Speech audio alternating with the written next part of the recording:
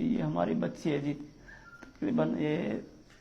3 ماہ سے مولانا صاحب قاری عبداللہ کے پاس پڑھنے کے لیے بھیجا ہم نے کہا یہ سکول تو پڑھ نہیں سکتی، کوشش تو ہم نے بہت کی کہ یہ پڑھ جائے گی، مگر یہ سکول نہیں پڑھ سکی۔ ہم نے کہا کہ قاری عبداللہ کے پاس بھیج دیتے ہیں کہ یہ چلو دینی تعلیم حاصل کر لیں،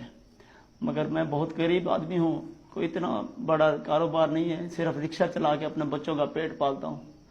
بہرحال اس کے پاس بھیجا کہ ہوئے تقریباً 3 مہینے ہوئے تھے، تو یہ بچی جو ہے نا روتی تھی، جب آتی تھی تو واپسی جاتے ہوئے روتی تھی، مگر کچھ بتا نہیں سکتی تھی۔ پھر ہم نے ابھی 10-15 دن ہو گئے، اس سے ہم نے پوچھا، بار بار پوچھا، بیٹا ابھی تیاری کرو، چھوڑ کے آتے ہیں تمہیں۔ تو یہ جو ہے نا روتی تو رہی، کچھ بتایا نہیں۔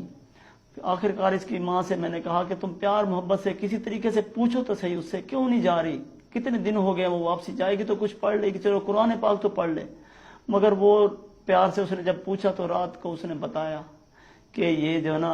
میرے ساتھ قاری صاحب نے بہت بڑی زیادتی کی ہے، ظلم کیا ہے، اور میں جو روتی تھی تو میرے منہ پہ تکیہ رکھ دیتا تھا،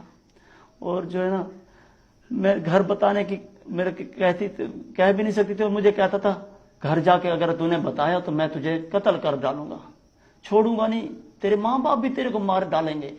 یہ نہیں سوچنا کہ تجھے کچھ ہو جائے گا، تجھے معافی نہیں ملے گی، کسی کو کوئی بات نہیں بتانی۔